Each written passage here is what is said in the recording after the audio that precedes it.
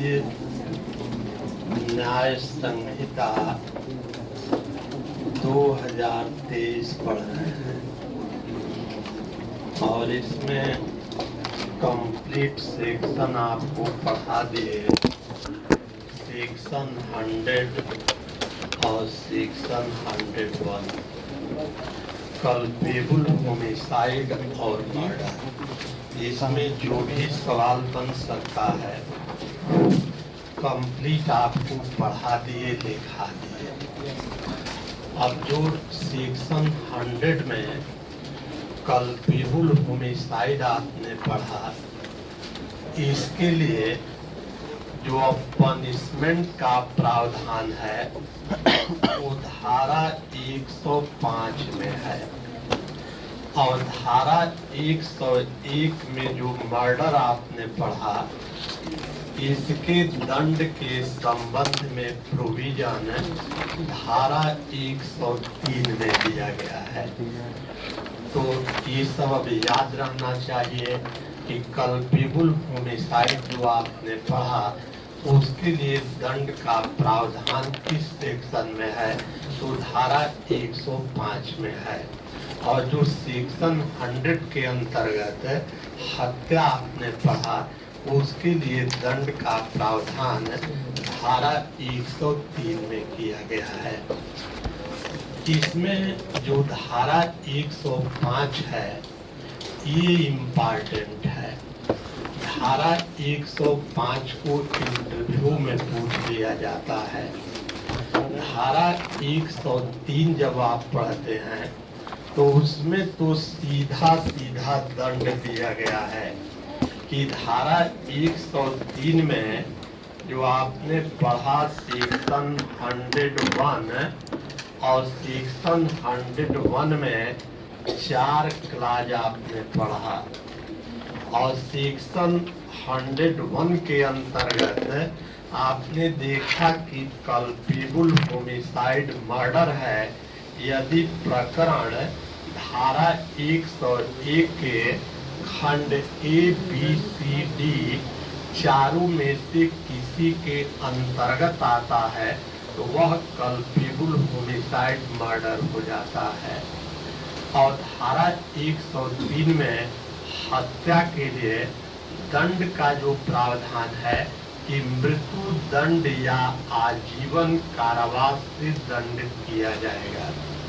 अर्थात यदि प्रकरण धारा 101 के 4 उपखंडों में से किसी उपखंड के अंतर्गत आता है तो अभियुक्त व्यक्ति को हत्या या तो उसको मृत्यु दंड या आजीवन कारावास से उसको दंडित किया जाएगा। लेकिन वही आप देखें कल्पेबल होमिसाइड के लिए दंड। अब कल्पेबल होमिसाइड के लिए जो धारा 105 है तो इसमें भी आपने पढ़ा सेक्शन 100 और सेक्शन 100 में इसमें भी 3 चीजें आपने पढ़ा। 3 उपखंड यहाँ पर आपने पढ़ा, लेकिन कल्पेबल होमिसाइड के लिए जो दंड का प्रावधान किया गया है वह अलग अलग किया गया है। सेक्शन 100 में 3 पॉइंट आपने पढ़ा कि जो कोई मृत्यु कारित करने के आशय से कार्य करता है, या दूसरा पॉइंट आपने पढ़ा कि जो शारीरिक क्षति कारित करने के आशय से कार्य करता है और उसके परिणाम स्वरूप मृत्यु कारित होना संभाव्य है। तो अब धारा 105 में देखें कि यदि मामला इस 2 उपखंड के अंतर्गत आता है तब अभियुक्त व्यक्ति को अलग दंड का प्रावधान है, और यदि मामला खंड सी के अंतर्गत आता है तब धारा 105 में अलग दंड का प्रावधान है। जबकि जो धारा 101 में हत्या है, धारा 103 में ऐसा कोई भेदभाव नहीं है। धारा जो कोई हत्या कारित करेगा उसको मृत्यु दंड से दंडित किया जाएगा या फिर उसको आजीवन कारावास से दंडित किया जाएगा। यही वहां पर दंड का प्रावधान है। लेकिन धारा 105 में आपको देखना होगा कि अभियुक्त व्यक्ति का कार्य धारा 100 के किस खंड के अंतर्गत आता है, उसके अनुसार उसका दंड निश्चित किया गया है। तो जो ऊपर का 2 पॉइंट है कि जो कोई मृत्यु कारित करने के आशय से कार्य करता है या शारीरिक क्षति कारित करने के आशय से कार्य करता है, जिसके परिणाम स्वरूप मृत्यु कारित होना संभाव्य है और मृत्यु कारित हो जाती है, तो ऐसे अभियुक्त व्यक्ति को धारा 105 के अंतर्गत दंडित किया जाएगा। अब दंड में भी जो भारतीय दंड संहिता में जो धारा 304 में कल्पेबल होमिसाइड के लिए जो दंड का प्रावधान है, यहाँ पर थोड़ा सा अंतर भी कर दिया गया है। अब यहाँ पर देखें कि क्या दंड दिया जाएगा, अर्थात इन दोनों के अंतर्गत मृत्यु कारित हुई है कि जहाँ मृत्यु कारित करने के आशय से कार्य किया गया है, उसके परिणाम स्वरूप मृत्यु कारित हुई है, या शारीरिक क्षति कारित करने के आशय से कार्य किया गया है और उससे मृत्यु कारित होना संभाव्य है और वहां पर मृत्यु कारित हुई है, तब अभियुक्त व्यक्ति को कौन से दंड से दंडित किया जाएगा, तो उसको आजीवन कारावास से दंडित किया जा सकता है। या आगे जो लिखा है कि जो कारावास होगा वह 5 वर्ष से कम का नहीं होगा। यह भारतीय दंड संहिता में दंड नहीं है। इसमें लिखा है कि 5 वर्ष से कम का नहीं होगा और अधिकतम 10 वर्ष तक का कारावास हो सकता है। तो ये जो 2 पॉइंट है, इसके लिए ध्यान रखना है। इसमें आपराधिक मानवबद्ध होता है तो अभियुक्त को कौन से दंड से दंडित किया जाएगा, तो आजीवन कारावास से उसको दंडित किया जाएगा या 5 वर्ष से कम का कारावास नहीं होगा, जो 10 वर्ष तक का कारावास हो सकता है। अब इसके बाद आगे देखें तो अब इसमें ये तीसरे पॉइंट के लिए अलग दंड का प्रावधान किया गया है। और तीसरे पॉइंट में देखे, हो सकता है बेयर एक्ट में मिसप्रिंट हो, आगे शायद बेयर एक्ट में आशय शब्द ही लिख दिया है, लेकिन वहां पर आशय नहीं है, वहां पर ज्ञान है। क्योंकि यहाँ पर आपने क्या पढ़ा, पहले पॉइंट में मृत्यु कारित करने के आशय से कार्य करता है, शारीरिक क्षति कारित करने के आशय से कार्य करता है, या तीसरे पॉइंट में आपने पढ़ा कि इस ज्ञान के साथ कार्य करता है। तो क्या लिखा है, आशय लिखा है ना, हाँ, उसको नॉलेज बना लीजिए। वहां पर वो मिसप्रिंट हो गया है, वहां पर ज्ञान शब्द होना चाहिए, क्योंकि तीसरे में ज्ञान आपने पढ़ा। तो जो कोई अब इस ज्ञान के साथ कार्य करता है कि उसके परिणाम स्वरूप मृत्यु कारित होना संभाव्य है। लेकिन आगे देखें, लिखा है कि मृत्यु कारित करने के आशय के बिना कार्य करता है। अंडरलाइन कि मृत्यु कारित करने के आशय के बिना कार्य करता है। तो इंटरव्यू में सवाल पूछा जाता है कि गैर इरादतन हत्या के संबंध में प्रावधान कहाँ पर है। तो अब यहाँ पर आप देख रहे हैं कि वह इस ज्ञान के साथ कार्य करता है कि उस कार्य के परिणाम स्वरूप मृत्यु कारित होना संभाव्य है, लेकिन मृत्यु कारित करने के आशय के बिना करता है। यहाँ इंटेंशन नहीं रहता है और लेकिन उसको ज्ञान रहता है। तो यहाँ पर इसी को गैर इरादतन हत्या कहा जाता है। भले मृत्यु कारित होती है, लेकिन मृत्यु कारित करने का इंटेंशन नहीं रहता है, इसीलिए इसको गैर इरादतन हत्या भी कहा जाता है। अब इसके लिए देखें दंड क्या दिया जा सकता है। तो जो तीसरा खंड है जहां नॉलेज के साथ कार्य किया जाता है, इस ज्ञान के साथ कार्य किया जाता है कि उसके परिणाम स्वरूप मृत्यु कारित होना संभाव्य है, लेकिन बिना मृत्यु कारित करने के आशय के बिना कार्य करता है, अतः उसको 10 वर्ष तक की कारावास से उसको दंडित किया जा सकता है। तो ये जो धारा 105 है, इसमें इसको ध्यान में रखना है। जबकि आपने हत्या के लिए धारा 103 में देखा कि जो कोई हत्या कार्य करता है उसको मृत्यु दंड से दंडित किया जाएगा या उसको आजीवन कारावास से दंडित किया जाएगा, लेकिन जो कोई आपराधिक मानवबद्ध करता है तो उसको कौन से दंड से दंडित किया जाएगा। तो इसके लिए आपको देखना होगा कि आपराधिक मानवबद्ध धारा 100 के किस खंड के अंतर्गत आता है। यदि पहले और दूसरे खंड के अंतर्गत आता है तब आजीवन कारावास की भी सजा हो सकती है, या 5 वर्ष से कम की सजा नहीं होगी, वह 10 वर्ष तक की भी सजा हो सकती है। लेकिन तीसरा पॉइंट है कि जो कोई ज्ञान के साथ कार्य करता है कि उसके परिणाम स्वरूप मृत्यु कारित होना संभाव्य है और मृत्यु कारित करने के आशय के बिना कार्य करता है, तब वहां पर उसको 10 वर्ष तक की कारावास से दंडित किया जा सकता है। तो ये इसमें इसका पनिशमेंट भी ध्यान रखेंगे कि धारा 100 का धारा 105 में दंड है और जो धारा 101 है इसका दंड धारा 103 में दिया गया है।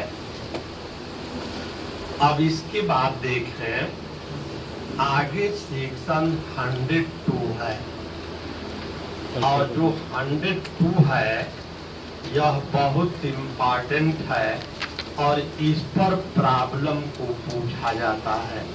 अब ये मेंस के लिए सब इम्पोर्टेंट नहीं है, पीटी पॉइंट ऑफ व्यू से इम्पोर्टेंट है।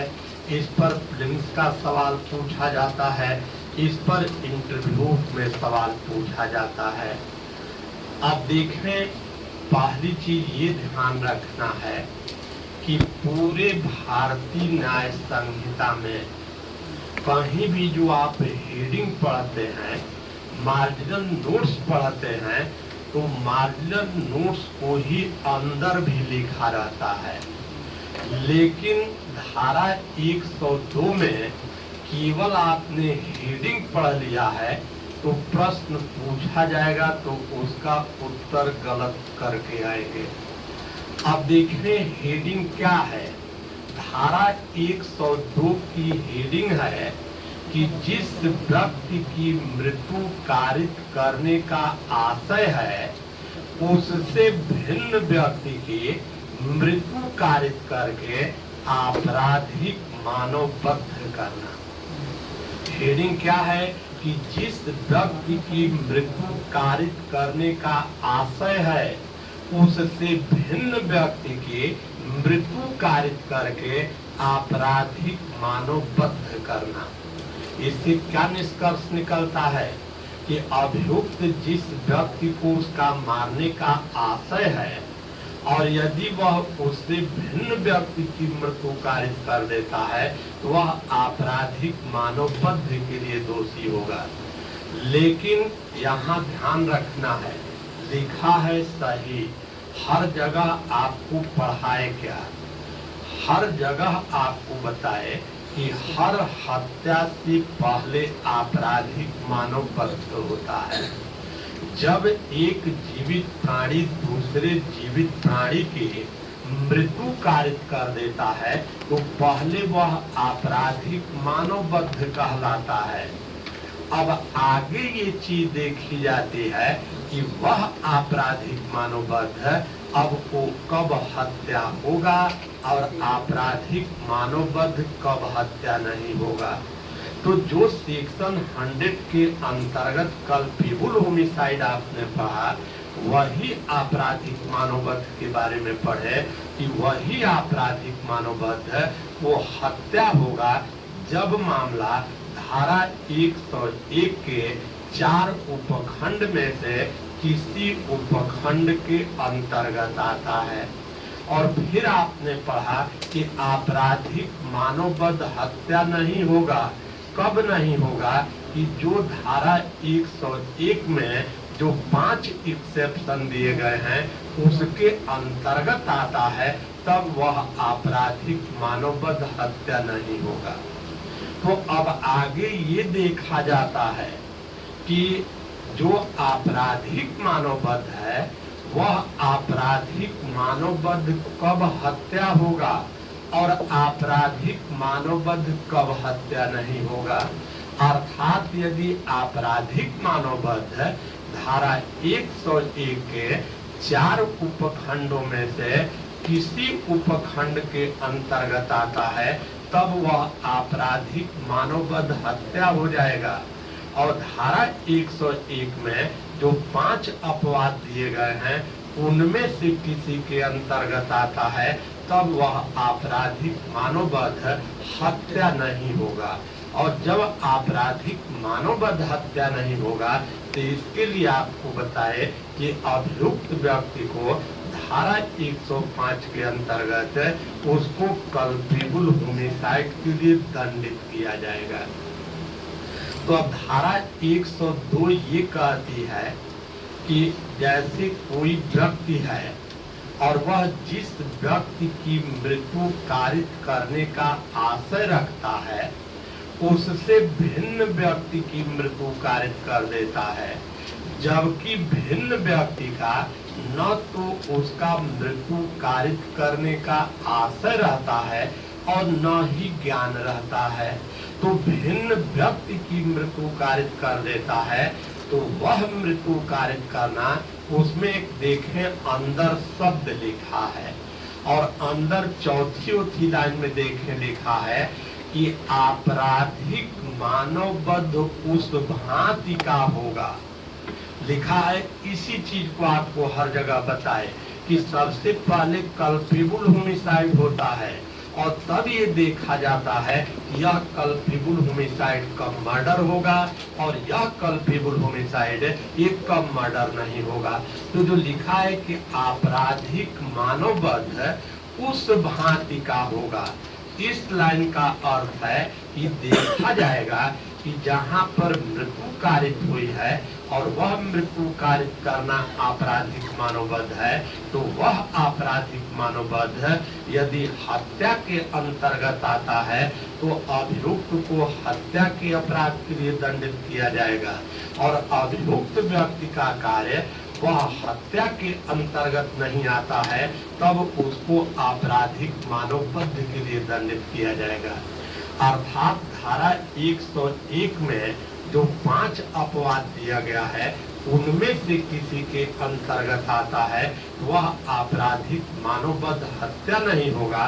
तो वहां पर अभियुक्त व्यक्ति को केवल कल्पेबल होमिसाइड के लिए ही उसको दंडित किया जाएगा।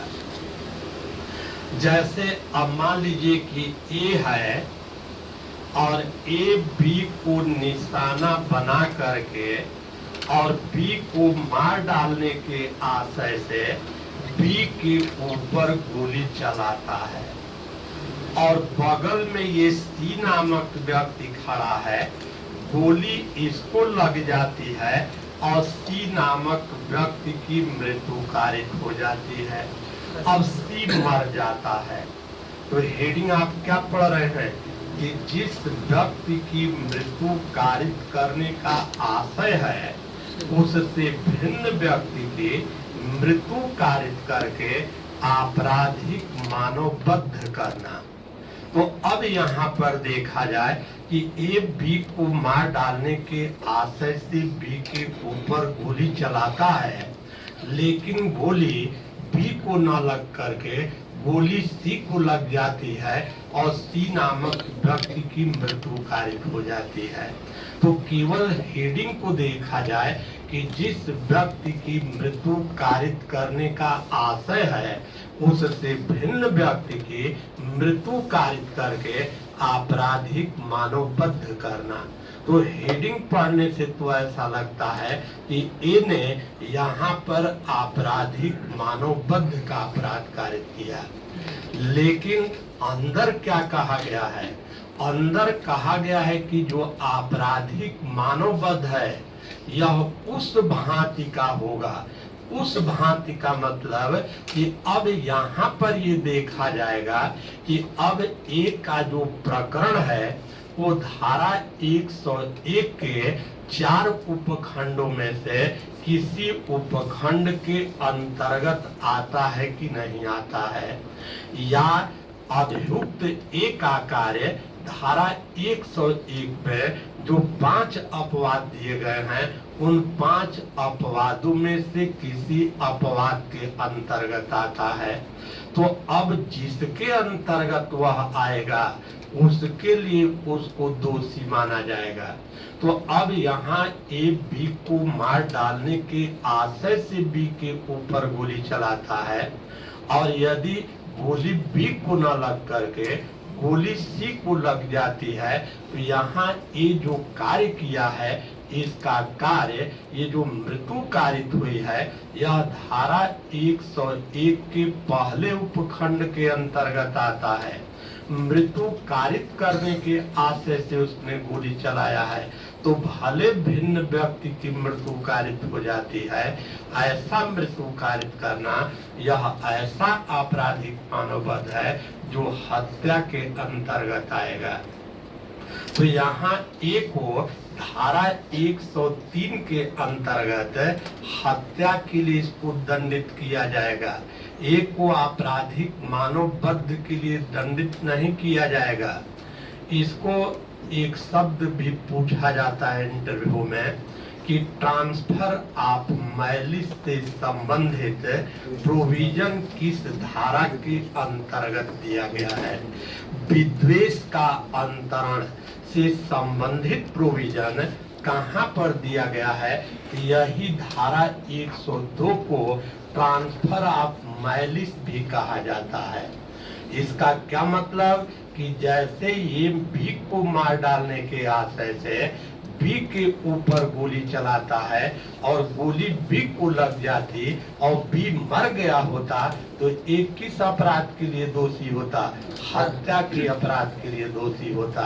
तो भले भिन्न व्यक्ति की मृत्यु कारित हुई है वही चीज वो ट्रांसफर हो जाएगा। यदि सी की भी मृत्यु कारित कर दिया है तो ए का कार्य हत्या के अंतर्गत ही आएगा। लेकिन अब वहीं पर आप पढ़ चुके हैं कि जैसे अब मान लीजिए कि बी है और बी ए को ग्रेव एंड सडन प्रोवोकेशन देता है, बी ए को गंभीर एवं अचानक प्रकोपन देता है जिसके कारण ए आत्मसंयम की शक्ति से वंचित हो जाता है और बी को मार डालने के आशय से बी के ऊपर गोली चलाता है और गोली बी को न लग करके गोली सी को लग जाती है और सी मर जाता है। तो आपने क्या पढ़ा? आपने पढ़ा धारा 101 का पहला एक्सेप्शन। अब यहाँ जो ये मृत्यु कारित हुई है, ऐसा मृत्यु कारित करना यह ऐसा कल्पेबल होमिसाइड है, यह ऐसा आपराधिक मानवबद्ध है जो धारा 101 के पहले अपवाद के अंतर्गत आता है। धारा 101 के पहले एक्सेप्शन में आपने यही पढ़ा कि कल्पेबल होमिसाइड मर्डर नहीं है, आपराधिक मानवबद्ध हत्या नहीं है। कब हत्या नहीं है?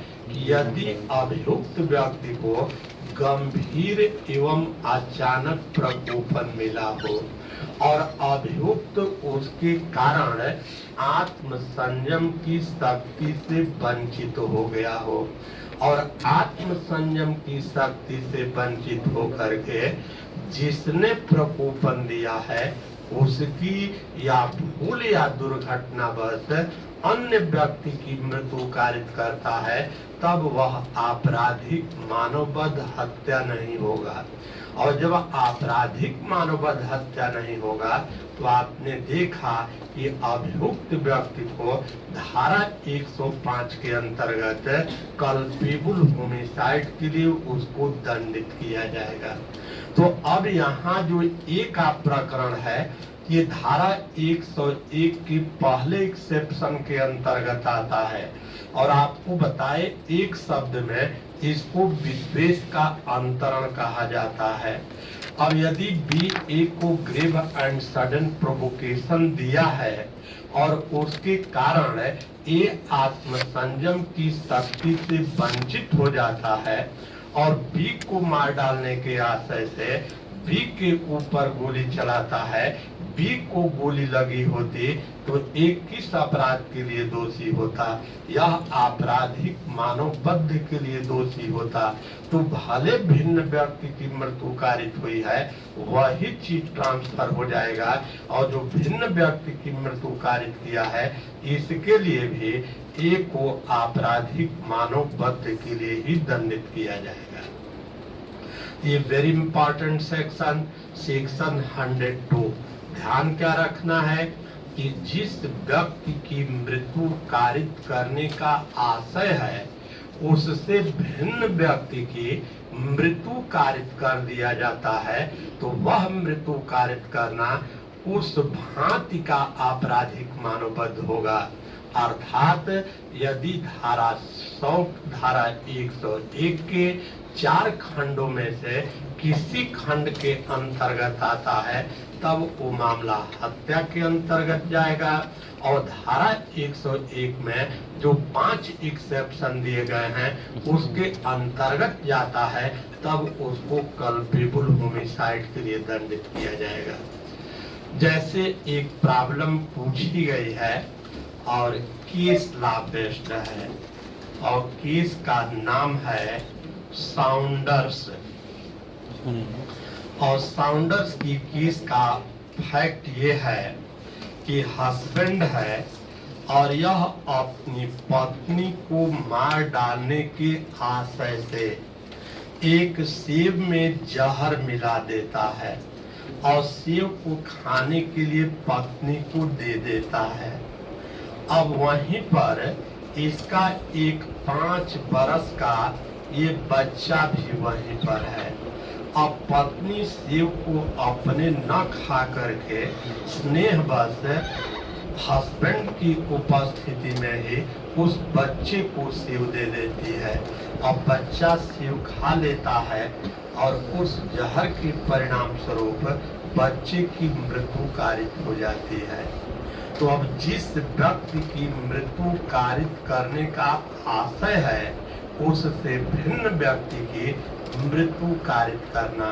तो अब यहाँ पर देखा जाएगा कि ये जो प्रकरण है ये धारा 101 के अंतर्गत आएगा कि धारा 101 में जो 5 एक्सेप्शन दिया गया है उसके अंतर्गत आएगा। तो यहाँ पर एक के द्वारा जो कार्य किया गया है वह मृत्यु कारित करने के आशय से किया गया है। तो ये जो प्रकरण है ये धारा 101 के खंड 1 के अंतर्गत आता है। तो हस्बैंड को बच्चे की हत्या कारित करने के लिए यहाँ पर इसको दंडित किया गया। तो ये वेरी इंपॉर्टेंट सेक्शन पूरा एकदम कंप्लीट इसको आपको पढ़ा दिए समझा दिए। अब आगे चले तो धारा 100 हो गया, धारा 101 हो गया, धारा 102 पढ़ा दिए, धारा 102 हो गया, धारा 103 आपने पढ़ लिया। अब धारा 104 देखें।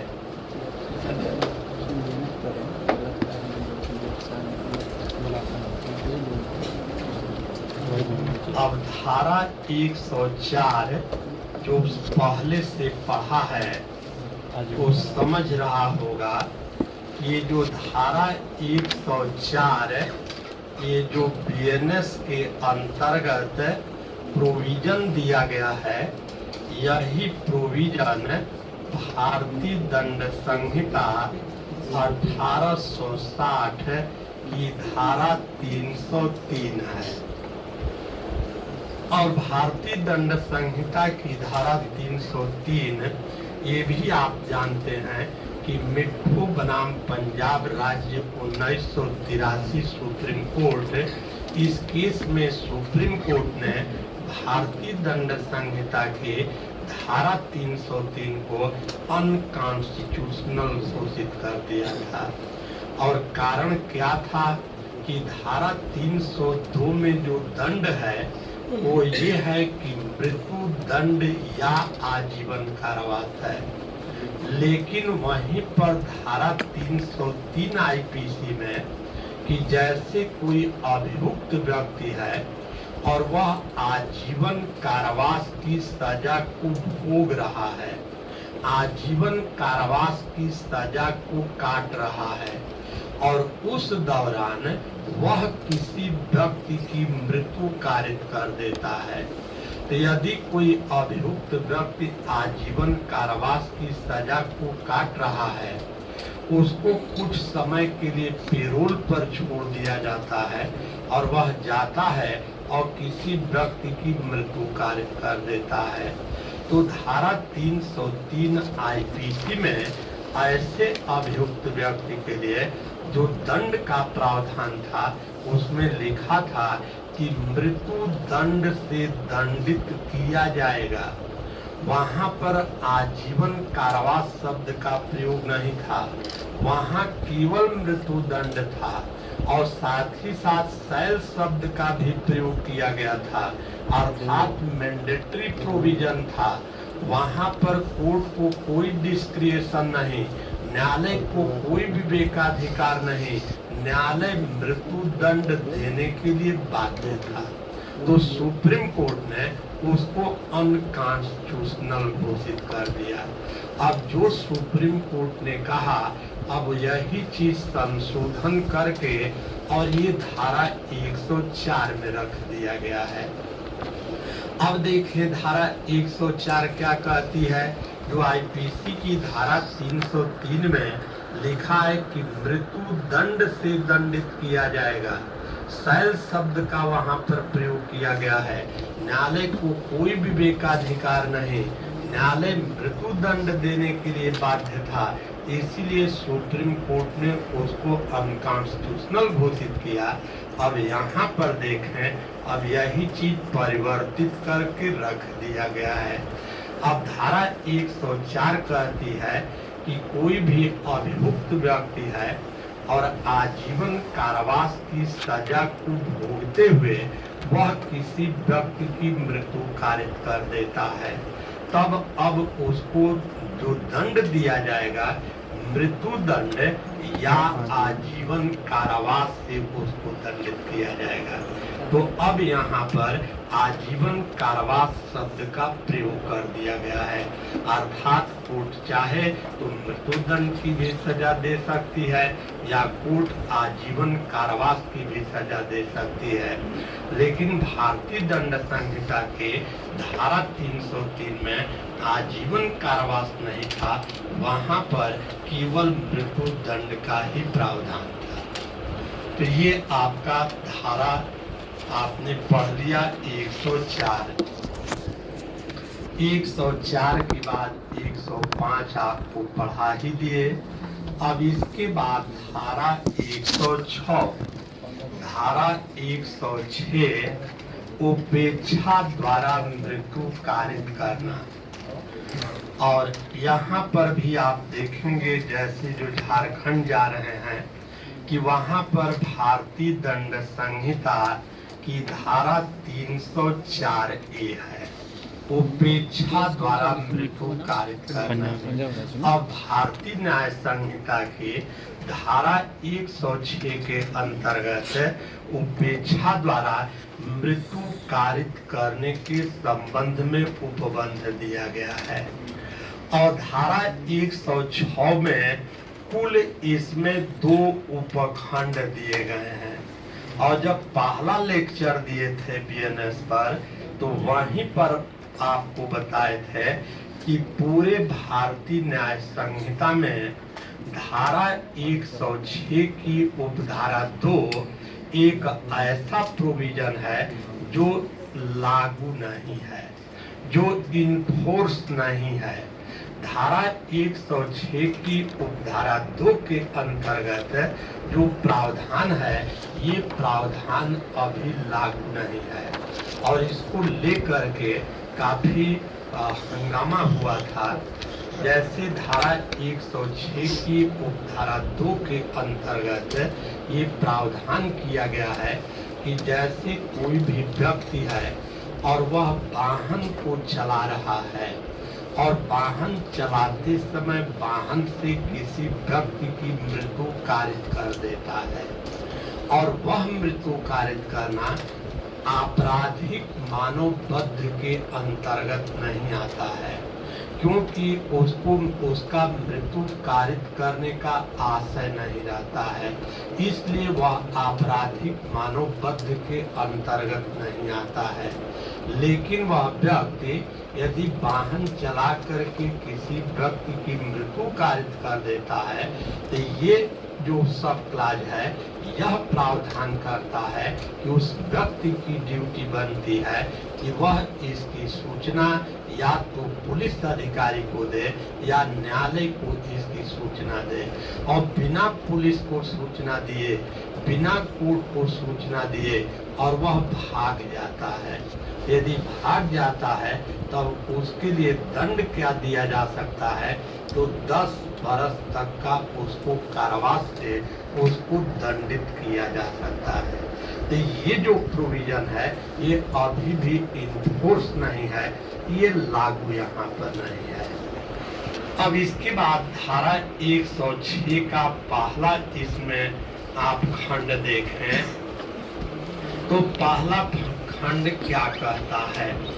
धारा 106 के उपखंड 1 में कहा गया है कि जो कोई उपेक्षा के द्वारा या उतावलेपन में किसी व्यक्ति की मृत्यु कारित कर देता है, तो यदि कोई व्यक्ति उपेक्षा करके किसी व्यक्ति की मृत्यु कारित कर देता है या उतावलेपन में किसी व्यक्ति की मृत्यु कारित कर देता है, और आगे लिखा है कि ऐसा मृत्यु कारित करना आपराधिक मानव वध के अंतर्गत नहीं आता है, क्योंकि आपराधिक मानव वध में 3 चीज आपने पढ़ा कि कार्य मृत्यु कारित करने के आशय से किया गया हो या शारीरिक क्षति कारित करने के आशय से कार्य किया गया हो या इस ज्ञान के साथ कार्य किया गया हो कि उस कार्य की परिणाम स्वरूप मृत्यु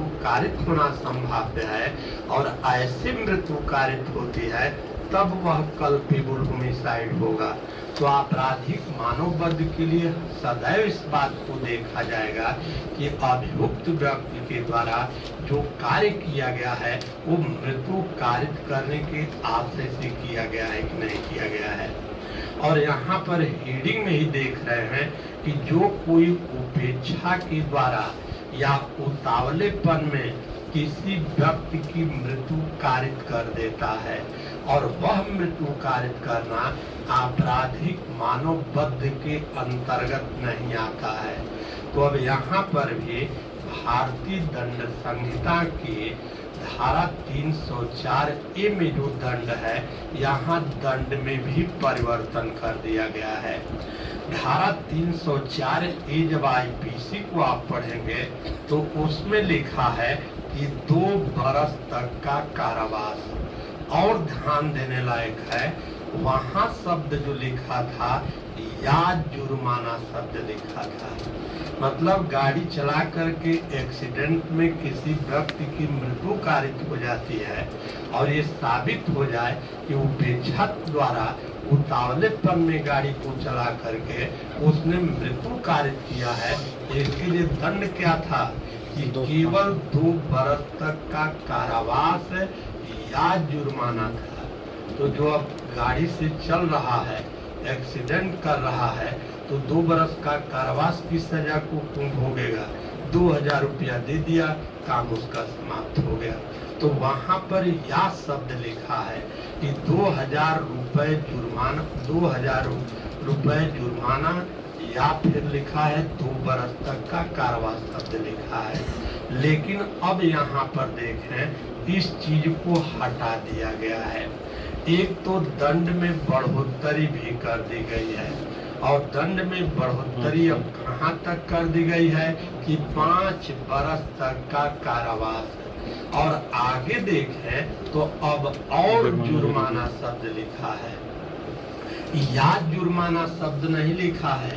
जहाँ या हो गया वहां पर तो टोटल विकल्प हो गया, या तो 2 बरस 5 बरस की कारावास की सजा को भोगे या फिर जुर्माना दे दे।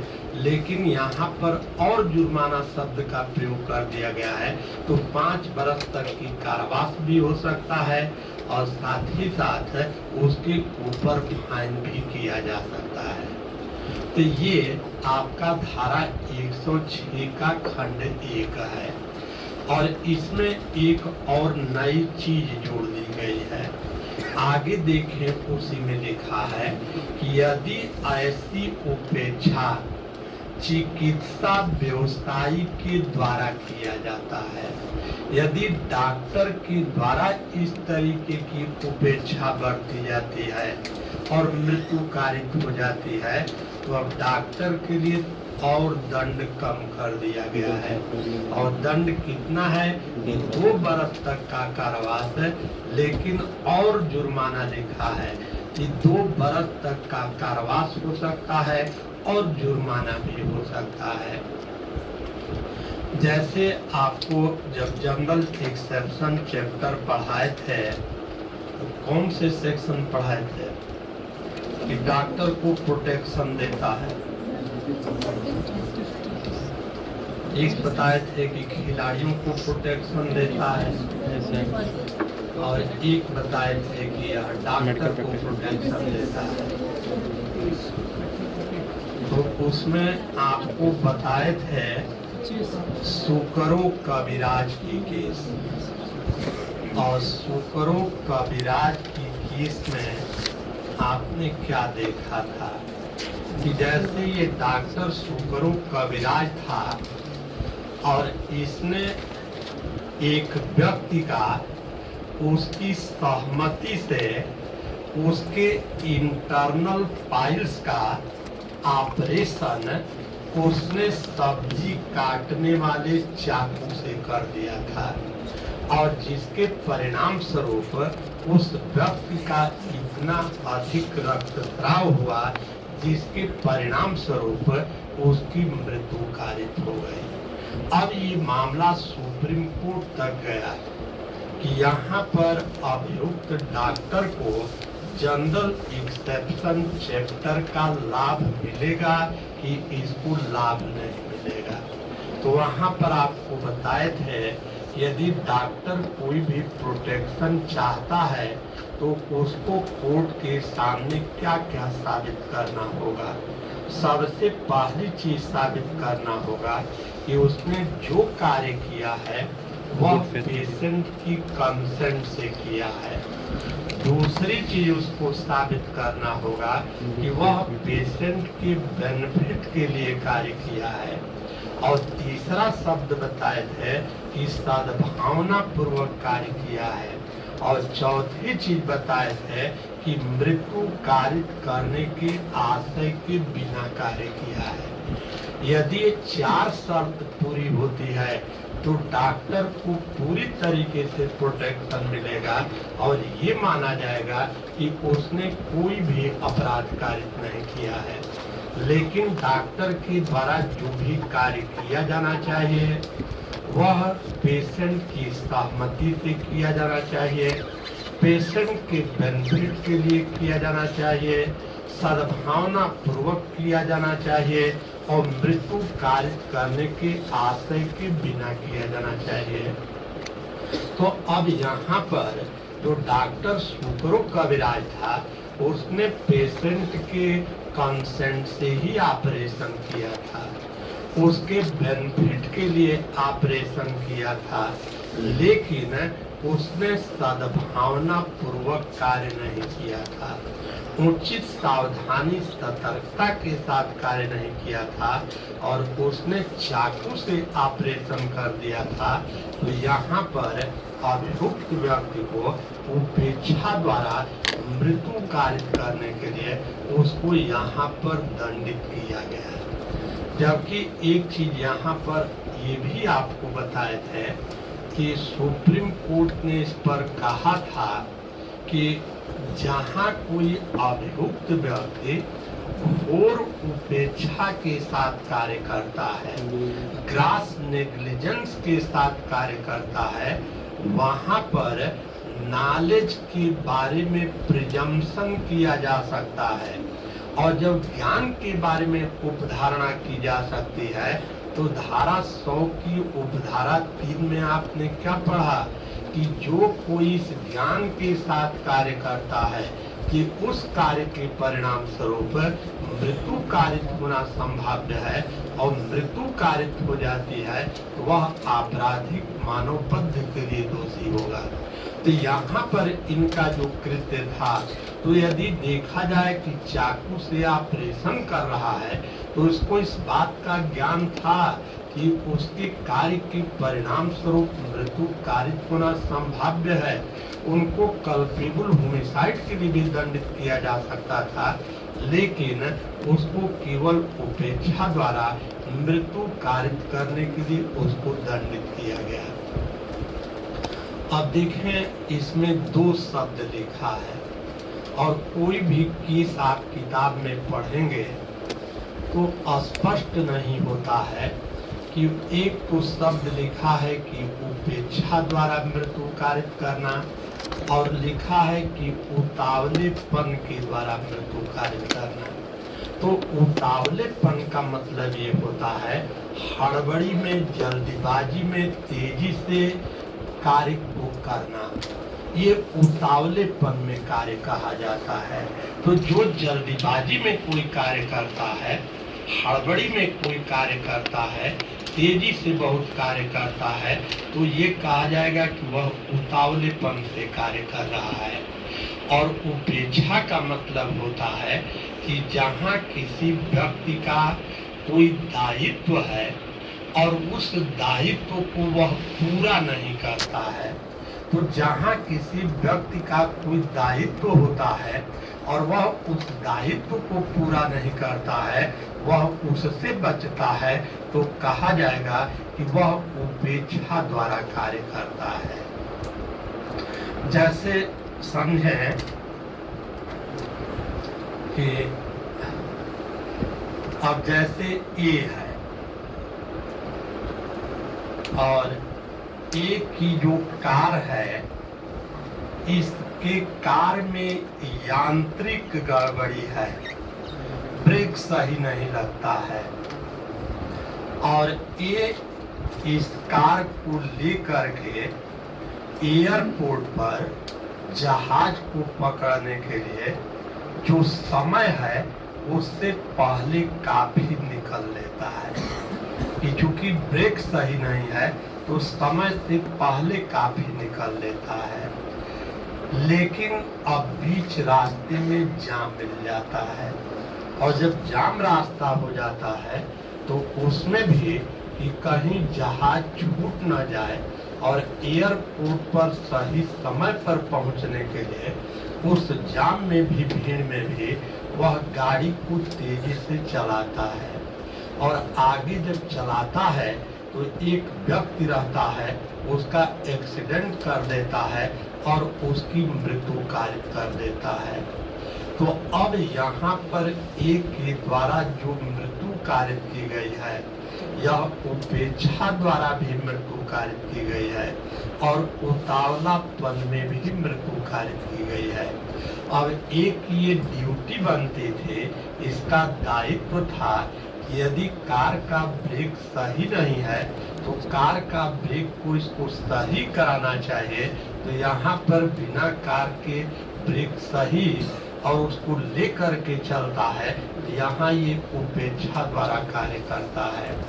और जो भीड़ में गाड़ी को तेजी से चलाता है कि जल्दी से एयरपोर्ट पर पहुंच जाएं, तो यहाँ पर एक उतावलेपन के द्वारा कार्य करता है।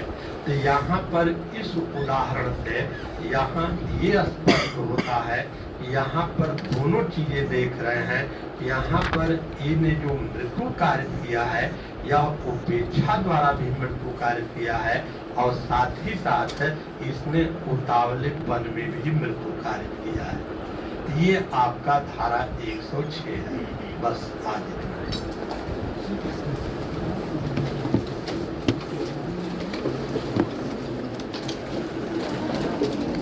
आज बुधवार है ना, कल मुस्लिम ला कहाँ पे लिख रहा है? कौन भाषा भी मुस्लिम ला पर